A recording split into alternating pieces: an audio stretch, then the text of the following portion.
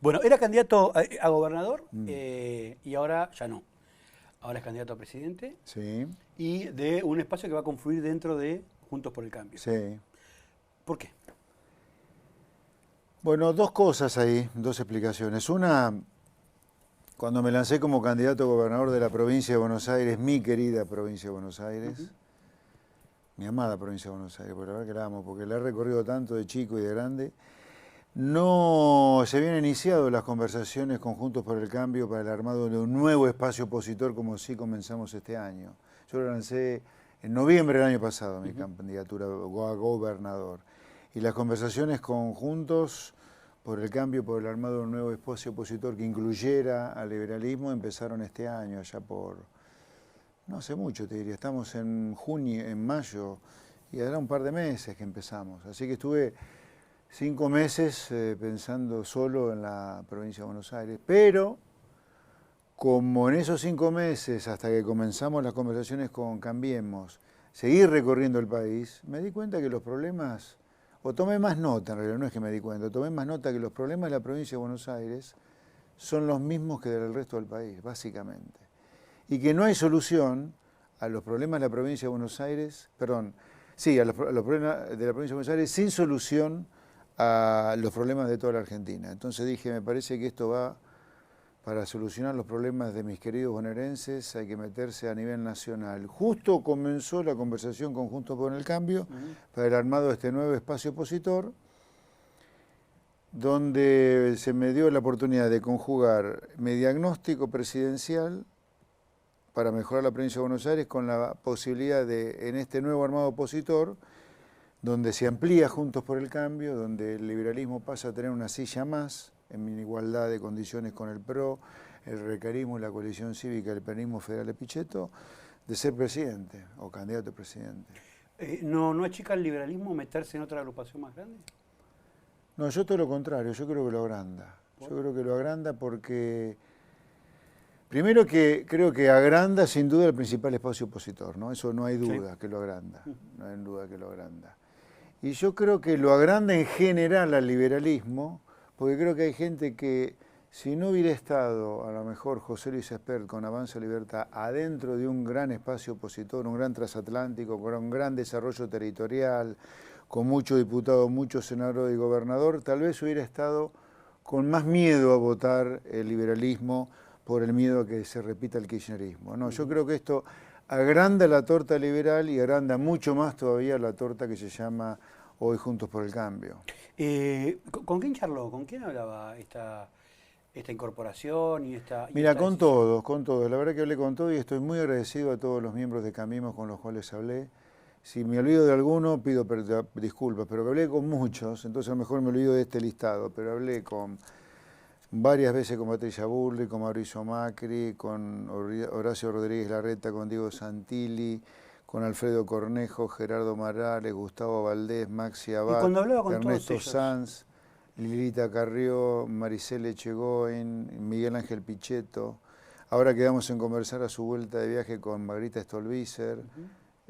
Con todos, te diría, está bien. todos. Ahora, cuando dialogaban con Sí. usted, con todos esos dirigentes, ¿de qué hablaban? ¿Cuál era el tema fundamental por el cual Mira, conversaban?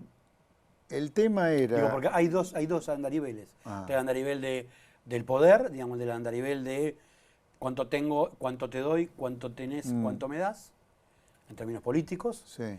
Y después están las ideas y los proyectos, ¿no? Me parece que muchas veces los políticos no quieren hablar de lo primero y se enfocan en lo segundo, cuando por ahí lo primero es lo más importante. Digo, cuánto tengo, cuánto te doy, cuánto tenés y cuánto me das, ¿no?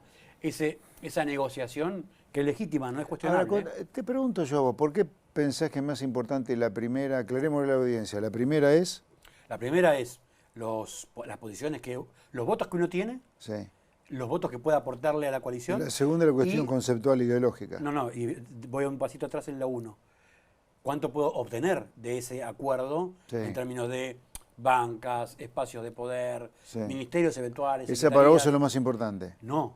Ah, no. Digo, son las dos cosas ok. importantes. Los cargos, Ok. los votos, Sí. y también es importante la ideología, los planes. Ok. Los políticos en general hablan de lo segundo, Sí. pero muchas veces, para Sí. muchos políticos, no digo que sea el caso de usted y de Juntos por el Cambio, lo primero es lo más importante. No, no, bueno, si hablamos de lo primero, discutamos para que la gente lo entienda. Primero es poder, segundo es programático, Ujú. lo programático, ok. A ver, yo me metí en política a los 58 años casi, 58 años. Yo me metí en política solo por lo programático, la verdad que solo por lo programático. Que lo programático para poder ser aplicado necesita de poder, obviamente que sí, porque sin poder te quedás en lo testimonial nada Exacto. más. Pero a mí me importa mucho más lo programático que el poder. O sea, yo quisiera que Argentina aplicara las ideas que yo defendí toda la vida, porque son ideas de sentido común, más allá de que sean liberales.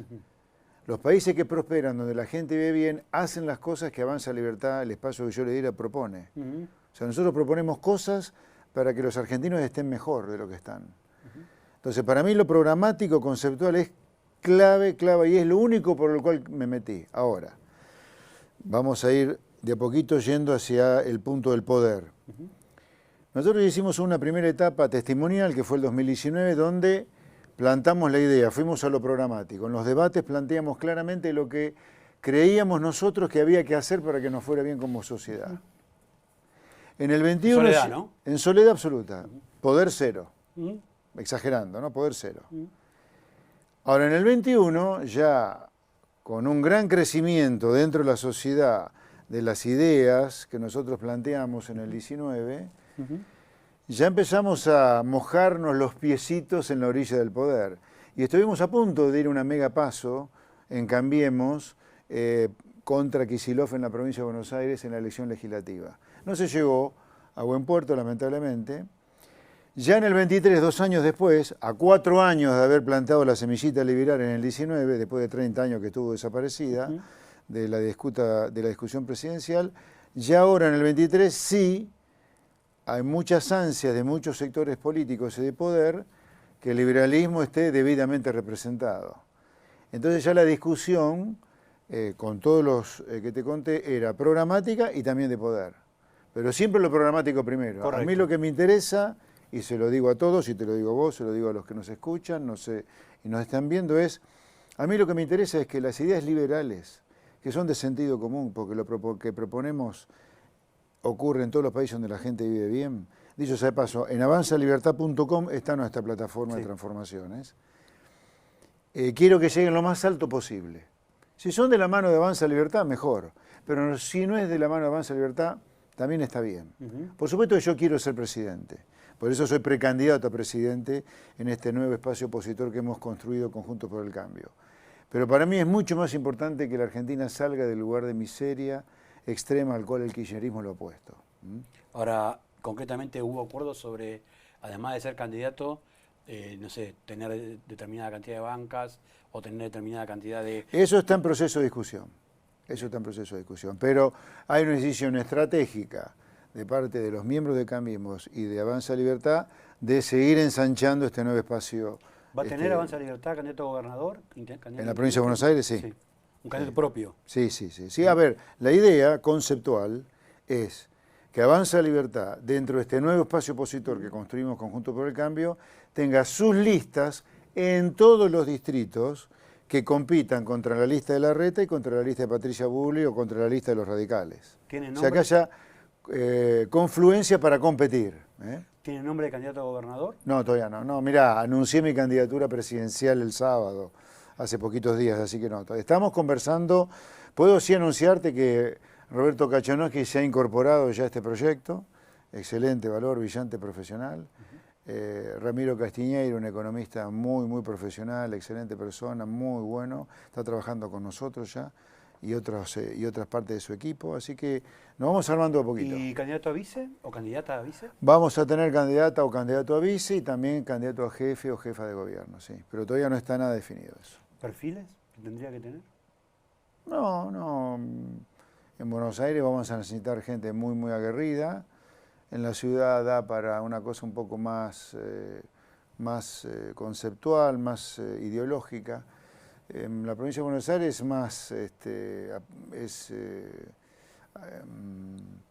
más de trinchera, diría, ¿no? Así que vamos a ver. ¿Puede ser en la ciudad de Buenos Aires García Moritán, por ejemplo? No lo descarto, porque es un excelente candidato. No lo descarto, no. En cada uno de los reportajes que vi para hacer le preguntan todo el tiempo sobre Milei. Todo el tiempo sobre Milei. Sí. Todo el tiempo le dicen, ¿y qué pensás de Milei? ¿Y qué piensas de tal cosa de Milei? ¿Molesta? No, para nada, porque tengo la mejor con Javier, no. No. Lo que sí, por una cuestión de lógica, si estamos hablando con José Luis Espert, hablamos de la propuesta de José Luis Espert, simplemente por una cuestión de sentido común, pero no tengo problema, me preguntes por Como no le molesta, le voy a preguntar para que Espert responda sobre algo de Milei. La candidatura de José Luis Espert en Juntos por el Cambio busca sacar votos o capturar alguno de los votos que tiene Milei.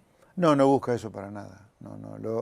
Lo que busca la candidatura de José Luis Espert de Avanza Libertad dentro de Cambiemos es, dentro de este nuevo espacio, mejor dicho, que estamos construyendo con Cambiemos, es que las ideas liberales sigan creciendo y ya no solo sea una cosa testimonial, sino que vaya teniendo cuotas de poder crecientes. Esa es la idea, llevar las ideas de la libertad lo más altas posible. Y también dar el mensaje claro a la sociedad que la política que representa Avanza de Libertad es una política de servicio al ciudadano, lo que le sirve al ciudadano. Y yo creo que hoy Avanza Libertad está en una etapa diferente a la etapa de Milei. Yo pasé por la etapa de Milei ya, que fue el 2019. No, estar solo, ir por afuera de grandes portaaviones, como puede ser el Frente de Todos o Cambiemos. Yo ya pasé esa etapa. Ahora para mí la etapa personal es de estar discutiendo las ideas de la libertad, pero con poder concreto, ¿no? Para llevarlas a la aplicación concreta. Pero de ninguna manera persigue sacarle votos a Milei, de ninguna manera. Porque veo al votante, me imagino al votante que está bueno, pero dispuesto... esa es la competencia, ¿no? Esa es la competencia. Me parece que son dos cañas que van a la misma pecera. Probablemente. Pero bueno, Javier, cuando decidió hacer política, él golpeó la puerta de Avanza Libertad, golpeó mi puerta, si querés, y le dimos la bienvenida. Y él fue el que decidió irse. Y está todo bien porque yo soy liberal, solamente quiero que esté aquel que tenga ganas de estar, no voy a encadenar a nadie. Él decidió con argumentos muy válidos irse de Avanza Libertad diciendo, mira, creo que tengo espaldas para hacer algo solo y le está yendo bárbaro solo, así que contento. Y sobre esto, Milei tuvo declaraciones el fin de semana que fueron medio confusas, que primero parecía que había sido una agresión hacia usted y finalmente era una descalificación a Ricardo López Murphy. ¿Cómo siente y cómo ve eso cuando se escucha a Milei insultar y que esos insultos le pueden caber a cualquiera y uno hasta puede asimilarlo como que le va a uno y no se sorprende que lo agrede? No, yo soy candidato a presidente, quiero presidir la Argentina, quiero conducirla, no me voy a prestar a ningún juego de difamación, de agresión, no, fuera. Yo quiero discutir los problemas que tiene la gente que son gravísimos. Nunca voy a tratar de contestar agravios. La última vinculada a Milei, pasamos a otros temas que me interesa mucho preguntarle, es, él habla del plan motosierra, habla de privatizar, habla de hacer un montón de reformas y va a ser una propuesta que al no estar dentro de un portaaviones implica que va a estar en soledad. Dos cosas importantes quiero preguntarle sobre eso. Primero, plan motosierra, dolarización, todos estos programas de primera, segunda, tercera, cuarta, quinta, no sé cuántas generaciones, ¿se pueden llevar adelante? Y segundo, ¿se puede llevar adelante en soledad? Bueno, empecemos por lo segundo, que es más fácil de contestar en cuanto a que es corto. No, en soledad no se puede. Yo diría, en Argentina seguro que no se puede porque este es el sistema que tenemos nosotros de gobierno que está en el capítulo 1, en el primer artículo de la Constitución, es un sistema representativo, republicano y federal. O sea, es un sistema de alta complejidad, porque el pueblo no gobierna sino a través de sus representantes, representativo, es un sistema republicano, hay división de poderes, poder ejecutivo, legislativo y judicial, y también es un sistema federal, donde hay autonomías de las provincias, groseramente. Así que es un sistema que requiere de muchísimo acuerdo. Yo en parte por eso, como yo ya pasé por la etapa de Soledad, y en la etapa de Soledad era testimonial, porque yo sabía que no iba a ganar la presidencial en el primer año que aparecía en mi vida en la política, de 0 a presidente, la probabilidad es 0. Sabía que era testimonial y ahí tenía sentido para mí la Soledad, porque era en Soledad sembrar la semillita. Ahora ya cuando la semillita es una planta que tiene un gran cuerpo, para mí ya creo que hay que pasar de lo testimonial al poder. Y cuando ya hablamos de poder, ahí se requiere, dado este sistema representativo republicano y federal, de mucho acuerdo, de mucha conversación, de mucha persuasión, de mucha evangelización. Pero no evangelización, acuerdos, conversaciones, mesas para perder el tiempo, sino para convencer al otro que lo que uno piensa es mucho mejor de lo que piensa el otro.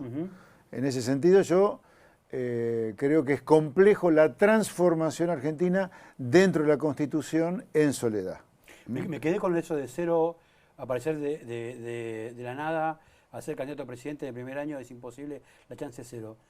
¿Milei también tiene chance de 0? No, pero porque era 0 las ideas liberales en el 19. Claro. O sea, nosotros partíamos del 0 absoluto. Hacía 30 años después del Alzogaray, nadie, después del Alzogaray, en 30 años, del 89 al 2019, volvió a hacer campaña abierta, diciendo que eran liberales. López Murphy ahí en 2003, pero liberal, no. Nosotros partimos del 0 absoluto, era 0 liberalismo en la discusión política, 0 experiencia política mía y 0 experiencia presidencial. No. Javier Milei ya arranca desde un piso mucho más alto. Exacto.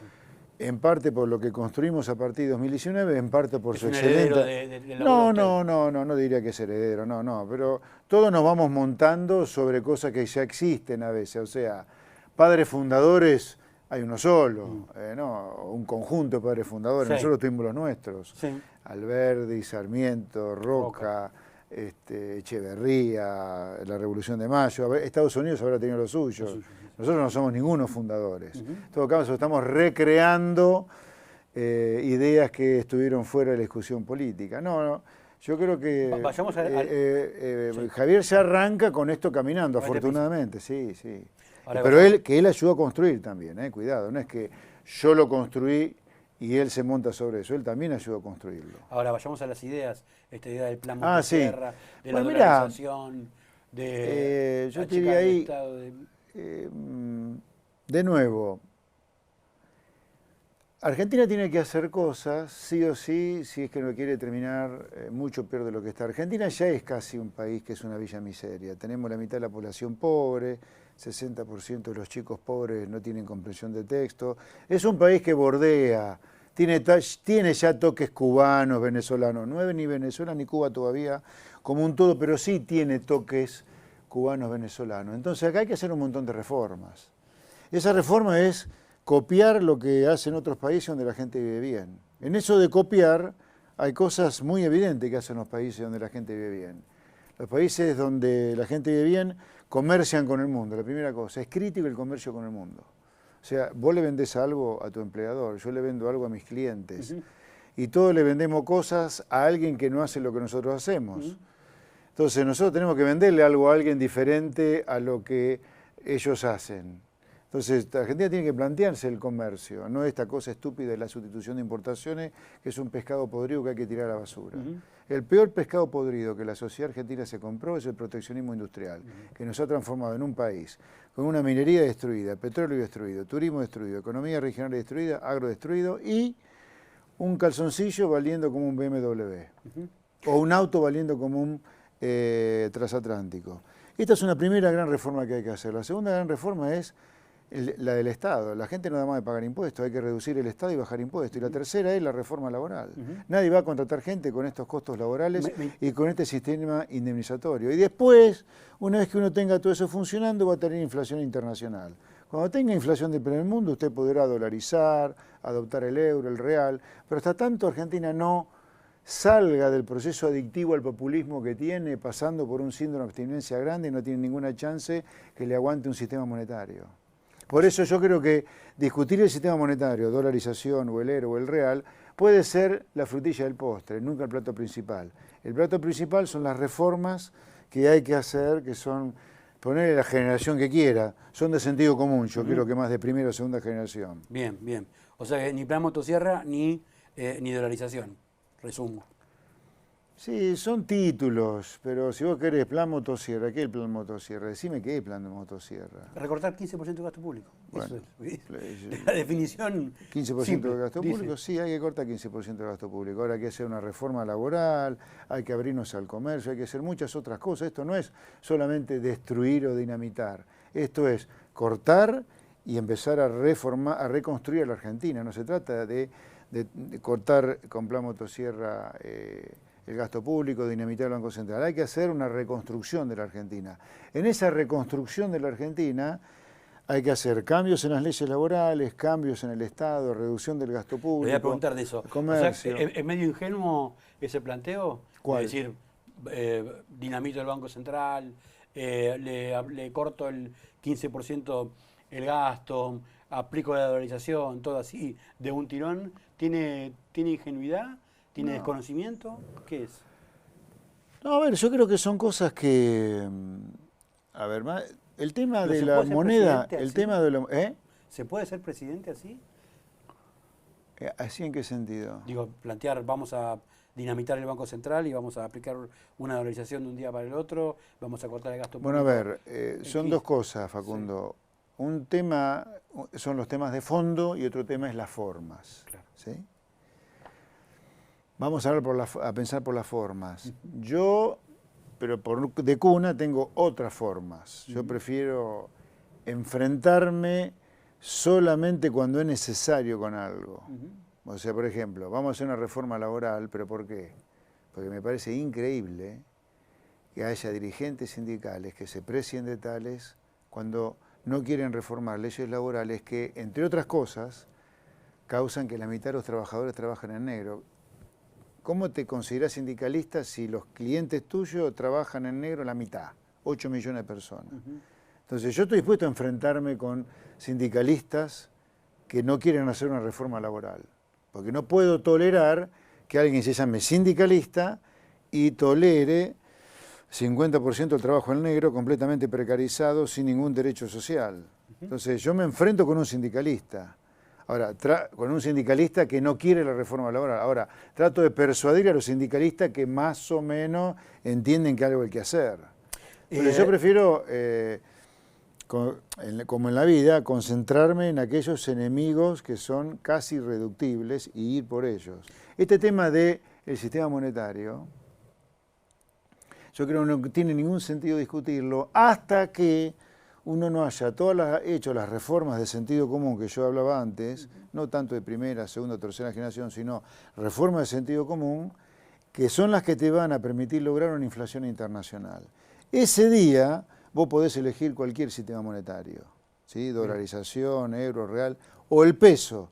Yo prefiero, yendo a la discusión que planteás, que Argentina tenga su Banco Central, que emita su moneda. ¿Por qué? Porque primero, a mí me parece poco serio hablar de que somos un país sin que pueda emitir su moneda. Es como decir, soy adulto, pero uso todavía pañales, porque me hago pis encima. No, o sos adulto, o sos una criatura que se hace pis. Yo creo que un país que se precie de tal, que tenga orgullo de ser país, tiene que tener moneda propia. Porque además los países que no tienen moneda son paisitos que son la nada misma. Claro. Entonces Argentina, pero antes de discutir el sistema monetario, este me parece crucial, Argentina tiene que hacer reformas de sentido común, lograr inflación internacional, y ese día, si querés, discutimos otro sistema monetario. Yo prefiero quedarme con lo que tienen el 95% de los países del mundo, con un Banco Central que emite moneda de manera responsable para que no haya inflación. Porque después de todo, para que no haya inflación, decir que no hay inflación es decir que el dinero puede comprar cosas, que no se te derrite como un helado abajo del sol en verano. Decir que no hay inflación, o baja, es decir que el dinero tiene poder de compra. Claro. Ahora, para que el dinero tenga poder de compra, el razonamiento es lo mismo que el razonamiento que para que el tomate tenga poder de compra. Para que el tomate sea caro, o sea que valga mucho, ¿qué haces? O reducir la oferta o aumentar la demanda, o las dos cosas. Reducir la oferta o aumentar la demanda. Con el dinero pasa lo mismo. Para que el dinero compre cosas, Tenés que reducir la oferta o aumentar la demanda. Reducir la oferta es cero emisión monetaria para financiar al Estado y aumentar la demanda es darle credibilidad a la Argentina. La credibilidad más el cero necesidad, la credibilidad te le dan estas reformas de sentido común. Y luego tenés que agregarle la decisión de que no se emita nunca más dinero para financiar al fisco. Tan simple como eso. Antes de pasar a la coyuntura, que está recién hablando de eso, quiero hacer una pregunta, si se quiere, medio técnica. Los equipos, Juntos por el Cambio tiene un equipo grande, trabajando, varias fundaciones están trabajando en un plan de gobierno. ¿Qué relación va a tener los equipos suyos? Toda. ¿Pero va a participar en esos? Sí, claro, sí, por supuesto. Sí, a partir de este momento nosotros empezamos a trabajar todo lo fuerte que haya que trabajar para que haya acuerdos sobre tres cosas mínimas que hay que hacer. Porque hay bastantes diferencias entre lo que piensa por ahí un Laspina, Lacunza, un Yeyati, un Melconian. Ajá. Y ahora se agrega otra cabeza más económica. Bueno, pero a mí me parece bien que haya muchas cabezas pensando cómo solucionar los problemas del país y ya salga una síntesis. Síntesis se va a salir porque las medidas siempre es una sola, no son. O sea, uno decide, no sé, tal impuesto y ese es impuesto, no hay otros impuestos, ese es impuesto. Se decide una cosa y esa cosa va a ser consensuada. Pero a mí me parece muy provechoso el debate con gente muy inteligente como la que nombraste vos. Es como, de nuevo, la única manera de construir poder será imponer algunas cosas, pero el resto es persuadir. No es ni persuadir solo ni imponer solo. Digo, porque por ejemplo, Patricia Bullrich habla de el libre intercambio de monedas, que haya posible elección del dólar o del peso sin limitaciones, sacar el cepo al principio lo más rápido posible, y la Reta tiene una posición completamente distinta. Digo, hay muchas divergencias en temas muy profundos, en temas muy importantes. Sí. Y una cabeza más económica tal vez, digamos, complica más esa definición. Yo creo que la cabeza económica nuestra, como es una cabeza que... Digo, la suya, básicamente. Sí, o mi cabeza que resiste cualquier archivo en cuanto a que lo que dijo ha ocurrido en materia económica, me parece que es una cabeza que puede llegar a ordenar mucho la discusión. Para Espert hay que levantar el cepo de un día para el otro apenas se arranca. Bueno, esto me lleva a discutir un poco la coyuntura, porque sí, la vamos a entroncar. No, pero yo voy a entroncarte la respuesta conceptual con la coyuntura. Los gobiernos cambian, pero la gente no, la gente sigue viviendo en la Argentina, los argentinos siguen viviendo en la Argentina y el país sigue siendo el mismo. Entonces, lo que los gobiernos tienen que hacer es siempre empezar a pavimentar el camino que va a tener que recorrer el próximo gobierno, porque este gobierno es A, este gobierno es B, pero el país sigue siendo C. El país es C, el gobierno es A, B, C, D, F, ¿no? Claro. Entonces, los gobiernos tienen que tener una mínima cuota de estadista y pavimentar el camino para el próximo gobierno. Y ahora voy a lo del cepo. Este gobierno tiene que pagar el costo político, económico y social del desastre que hizo y que está haciendo con el cepo, con el dólar, con los 400 tipos de cambio que tiene Argentina, con precios cuidados, con precios justos, con tarifas pisadas, precios pisados. Esto lo tiene que blanquear este gobierno. ¿Cómo es eso? El gobierno de Alberto Fernández tiene que eliminar el cepo, tiene que empezar a ajustar tarifas y tiene que liberar todos los precios que está controlando hoy. ¿Por qué? Porque la lucha contra la inflación ya la perdió.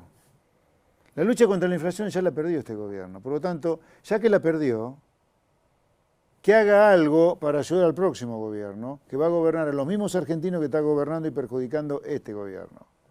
Ahora, entonces, la liberación total de todos los precios que yo hablo, tarifa, veremos cómo se ajustan, pero que desaparezca precio justo, que desaparezca lo que era precios cuidados, que todos los meses un colegio o un laboratorio tenga que pedir permiso cuánto aumentan los medicamentos, esto del cepo, tiene que desaparecer ya. Ahora, para que esto no implique un Rodrigazo, entonces esto es lo que yo creo que hay que hacer con el cepo. Ahora, para que esto no implique un Rodrigazo, hay que hacer varias cosas. Una es, al mismo tiempo, eliminar el cepo y eliminar todos los controles de precio y precios subsidiados. El presidente tiene que, por cadena nacional, anunciar que el Banco Central Argentino deja de emitir dinero para financiar al fisco. Es ahora que se hace. El gobierno ha emitido en las últimas 3 semanas casi 500.000 millones de pesos para financiar al Estado. No, emite cero. El Estado se arregla con los impuestos que recauda hoy y si no con deuda pública, y si no que baje el gasto. Y la segunda cosa que tiene que hacer el gobierno, además de eliminar el cepo, y en realidad son 3 cosas, pero 2 son esenciales para que el cepo no implique un rodigazo o una explosión de precios. La tercera es que se congele el gasto público en pesos corrientes, congelar el gasto público en pesos corrientes, hay que congelarlo. La cuarta cosa que hay que hacer, además de eliminar el cepo, congelar el gasto y que el Banco Central emita más pesos, es que el Fondo Monetario empiece a discutir con el gobierno y con la oposición mínimas pautas del nuevo programa con el fondo, porque este programa está caído, el programa con el fondo se cayó, por eso el gobierno está pidiendo un adelantamiento en los tramos del tramo que no se desembolsó. Entonces, con apoyo político de la oposición para estas 3 medidas durísimas, el fondo puede ser que te ayude con algo de plata y que el aterrizaje sea menos doloroso del que va a ser. Imposible. ¿Ah, sí? ¿Imposible? Bueno, entonces, hablábamos del cepo y yo te lo entronqué un poco con la conjuntura. Esto es lo que debería hacerse. Que no lo va a hacer. Porque yo creo que como político que está al servicio de la gente, yo tengo que hacer propuestas pensando en lo menos malo para la gente. Claro. Y lo menos malo es que este gobierno empiece a pagar los costos del desastre que hizo con alguna anuencia de la oposición para que el fondo te adelante un desembolso que le estamos pidiendo de un programa caído. Yo creo que es muy difícil que el fondo te adelante toda la plata, el tramo que falta, sin un acuerdo mínimo con la oposición. Y desde la oposición le decimos al gobierno, pague los costos del desastre que usted hizo. Nadie generó ese desastre salvo usted. ¿No lo va a hacer? Bueno, entonces si el gobierno no hace esto, si el gobierno de Alberto Fernández no hace esto, vamos a seguir con este mamarracho, este delirio que muchas veces se le criticó en el pasado a los supuestos liberales de Martínez Dios, a los liberales de la convertibilidad, diciendo aumentan la deuda externa para mantener un dólar artificial. Pues bueno, este gobierno está incurriendo en el mismo error que estos gobiernos populistas han criticado de supuestos gobiernos liberales, diciendo están endeudándonos para mantener un dólar artificial. Este gobierno se está endeudando externamente, está endeudando al país con el mundo para mantener un cepo o un dólar artificial. Es una verdadera irresponsabilidad. ¿Estamos cerca de una hiperinflación? No. No. Bien. A ver, una hiperinflación es 3% de inflación por día. Nosotros estamos teniendo 8, vamos a 10, 12, 15, mensual. Me parece que estamos lejos todavía de eso. Ahora, ¿no hay un riesgo de espiralización? No, espiralizarse sí, yo creo que se va a espiralizar la inflación. La hiperinflación es 3, 4% por día. Claro. Me parece que se tiene que espiralizar al infinito para eso. Y recordemos además que cuando Argentina tuvo hiperinflación, 89, hubo una desaparición total del poder político. No había gobierno directamente. Y no veo eso adelante, no lo veo. Ahora, ¿podemos tener una crisis que se acelere, una explosión? Sí, claro que sí. Sergio Massa, ¿qué papel está cumpliendo ahora y como ministro qué valoración tiene? No, a ver, Massa está para que la mecha de la bomba que el kirchnerismo armó se estire lo máximo posible al nuevo gobierno. Y por eso digo, esto no hay que permitirlo, porque más allá de los costos políticos al divino botón que va a pagar el nuevo gobierno si esta mecha no se corta ahora, cuando uno tiene la olla muy a presión, el día que explote la olla, cuanto más tiempo estuvo a presión, más mal va a explotar. Yo pienso en la gente acá, no en la especulación política. Quiero que este gobierno pague los costos, porque es justo que los pague, porque ellos armaron este desastre, y porque creo que cuanto más tiempo pase poniéndole presión a la bomba, peor para la gente. Si tuviera que calificarlo como ministro. No, me parece muy mal ministro. ¿Respeta a algún ministro de Economía, a algún funcionario, a algún economista de Frente de Todos? ¿Conoce a alguno que diga, este es un buen economista? En el Banco Central hay alguna gente pro ahí, sí. Planteó en las últimas entrevistas que hay que achicar el Estado. ¿Por dónde se empieza? Y hay que hacer una reforma muy profunda. ¿Por dónde empezamos? Muy profunda. Y tiene que empezar por la reducción de ministerios, que eso el Poder Ejecutivo, siendo presidente, uno lo puede hacer relativamente fácil, digamos, ¿no? De 20 ministerios a, digamos, 8, como hemos tenido históricamente. Fuera del Ministerio de la Mujer. Sí, muchos otros. Hay que hacer un Ministerio de Economía muy fuerte por la gran reforma que hay que hacer.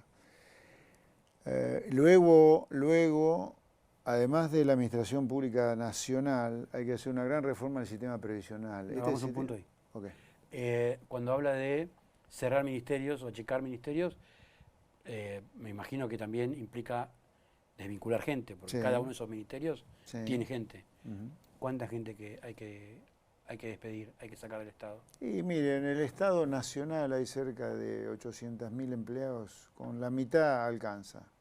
¿Hay que echar a 400.000 personas? Sí, en el Estado Nacional. Hay que echar 1 millón aproximadamente entre provincias y municipios. A ver, Son todos ñoquis. repítame eso, por favor. ¿Usted quiere tener un gran país o no? Sí, todos queremos. Bueno, ok. Entonces acá va a haber que pasar por un síndrome de abstinencia. El síndrome de abstinencia es que el Estado tiene que ser achicado. Porque el Estado no está para generar empleo o militantes, está para devolverle a la gente que paga impuestos la plata que paga de impuestos, con educación pública, salud pública, diplomacia, justicia, defensa y seguridad. Llega el gobierno de Juntos por el Cambio que preside José Luis Espert. El gobierno que preside José Luis Espert. Por eso. Llega el gobierno de Juntos por el Cambio que preside José Luis Espert y dice hay que echar 400.000 personas. Sí, porque hay que reducir los ministerios a menos de la mitad. Y en esa reducción, además del Ministerio de la Mujer, el Ministerio de Ciencia y Tecnología, estoy pensando algunos, ¿no? Que no son los históricos. ¿Qué otro ministerio piensa que también hay ahí como una... El Ministerio de Producción, por ejemplo. La idea es tener un Ministerio de Economía que lleve a toda la reforma. Y el otro tema en el cual no me quiero, que es importante avanzar, es el tema de los ñoquis punteros y militantes que hay adentro de las provincias y adentro de los municipios en este 1 millón de puestos públicos, de los cuales se van a tener que hacer cargo gobernadores e intendentes municipales. Porque de nuevo es una cosa inadmisible, no entiendo cómo los argentinos toleramos que el Estado sea utilizado como motín de la política para hacer política. El Estado es una fábrica, o debería ser una fábrica, en la cual el insumo es el impuesto que paga el ciudadano y el output es un producto que le vuelve al impuesto al ciudadano que le pagó. Es un servicio. Yo soy un servidor público. Si yo no vivo el día pensando en propuestas para cambiar el país, yo le estoy robando a los que pagan mi salario. Me cuesta pensar en cómo se sostiene políticamente despedir a 400.000 personas. Es una duda personal. Yo digo, cómo este país se ha sostenido políticamente con 8 millones de trabajadores trabajando en negro, con cientos de empresas que han desaparecido del sector privado, con millones de empleos privados que se han perdido, porque los 25 millones de cheques que se pagan mensualmente para planes sociales implica a una familia tipo promedio de 4 o 5 personas, hay 5 millones de adultos que reciben planes sociales. Esos 5 millones de adultos son 5 millones de adultos que han quedado desempleados porque antes eran gasistas cuyo oficio desapareció, carpinteros que desaparecieron, ingenieros, taxistas, gente en el sector privado, laburantes, comerciantes que se quedaron sin empleo, fruto de todas las crisis que hemos tenido, crisis que se deben en parte al sobreempleo público. Entonces acá se trata de poner las cosas en claro.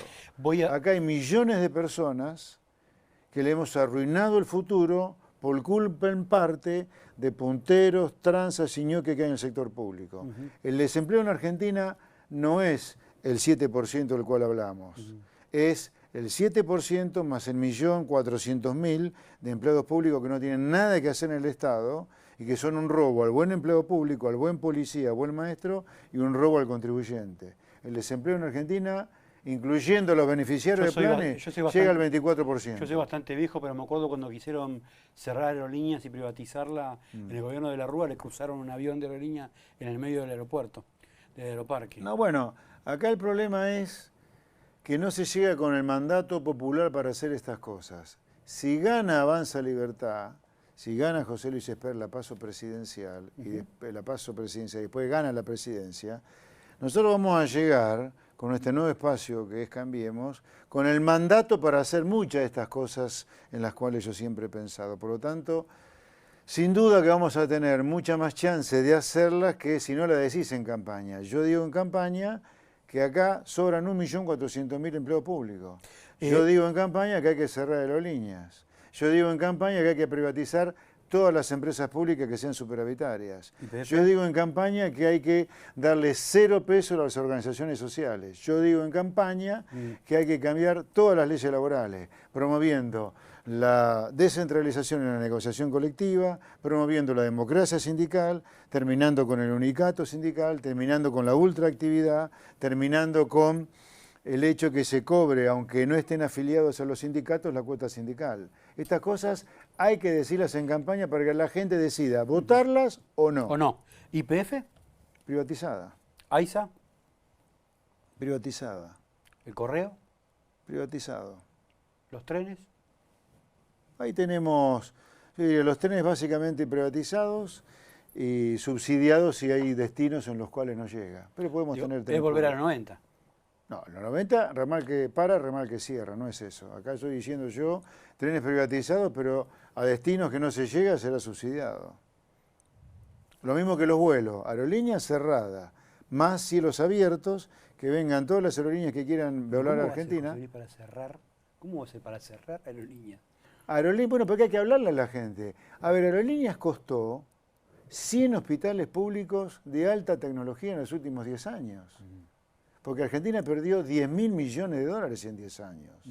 Entonces nosotros le subsidiamos el pasaje a gente que si vuela en una aeronave podría pagárselo, y le estamos quitando hospitales a los pobres. Con el tema de las jubilaciones hay que volver a las ART, a las AFJP.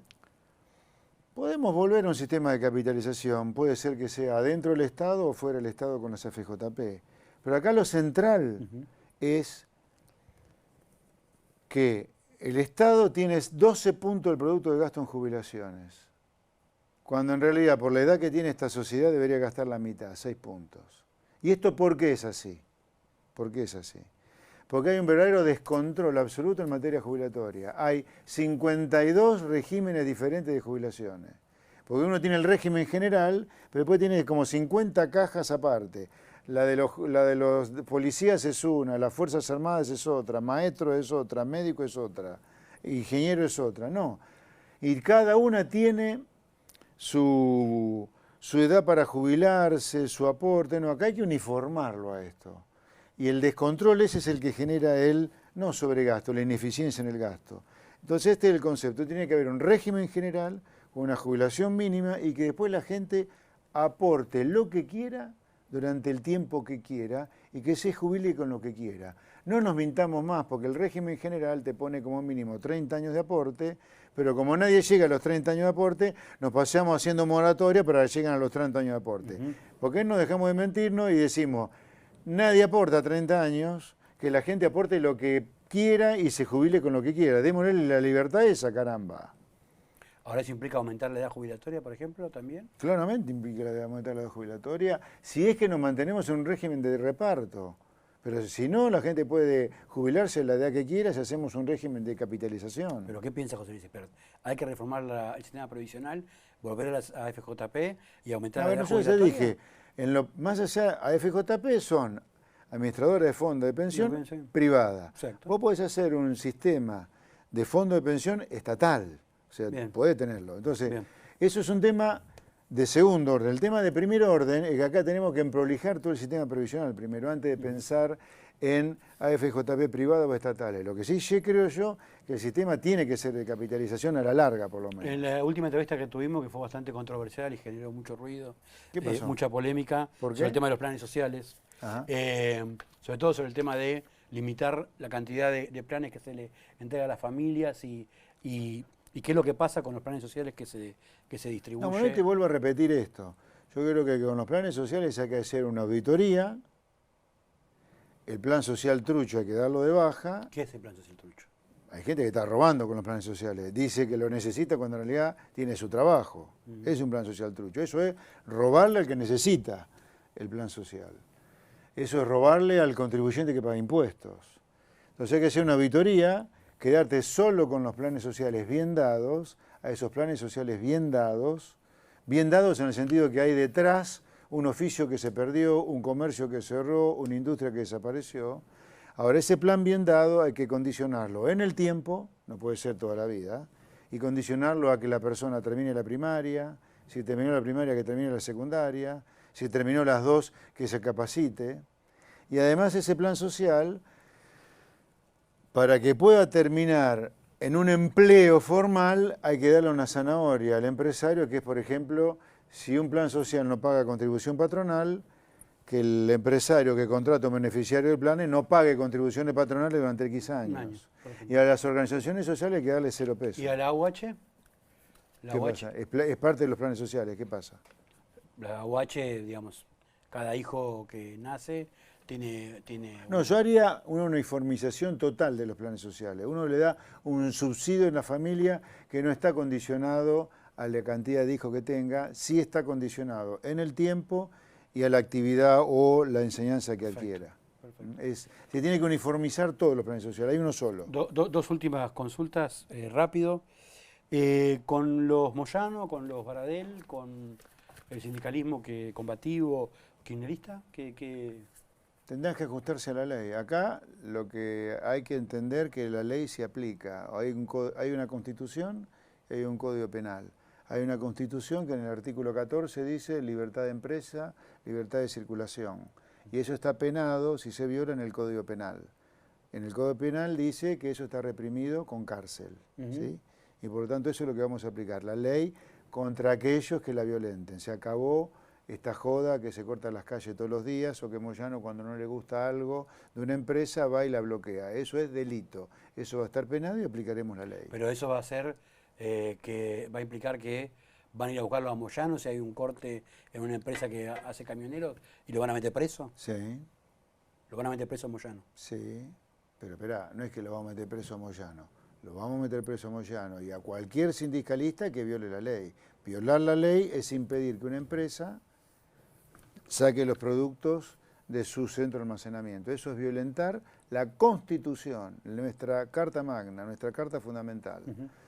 El sindicalismo se sabe que va a estar protestando, va a estar en la calle. De hecho, están ahora avisando que si llega a ganar la oposición, o va a haber sangre en las calles, muertos en las calles. Están diciendo, por ejemplo, Aníbal Fernández, que planteó que si quieren aplicar la reforma que están diciendo, van a regar las calles de sangre de muertos. También Grabois dijo que estaba dispuesto a dar sangre y la verdad que le echaron agua fría con un grifo, me acuerdo, en el sur y salió corriendo. Así que estos bravucones, repito, no me voy a prestar estas cosas de bravucones, pero me parece poco serio y además lamento que un ministro, esto lo ha dicho Aníbal Fernández, ya esté anticipando algo que luce medio golpista. Y aparte la sangre se derrama por culpa de los Alberto Fernández y los Grabois de esta vida. ¿Por qué? Porque Aníbal Fernández es ministro de Seguridad. Bueno, ¿qué pasa con la seguridad en Argentina? Todos los días tenemos un inocente muerto, eso es sangre. ¿Qué tenemos en Rosario? Una verdadera balacera a diario tomada por los narcos, eso es sangre a diario. Así que el que derrama sangre es Aníbal Fernández. La oposición lo que vamos a hacer es evitar que siga el derramamiento de sangre de inocentes. Iremos contra los violentos, iremos contra los que no respetan la ley. Acá, para nosotros los liberales de Avanza Libertad, la carta de navegación es la ley. La ley empieza por la Constitución y sigue por los códigos. El código más importante después de la Constitución es el Código Penal. Dentro de la ley todo, fuera de la ley nada.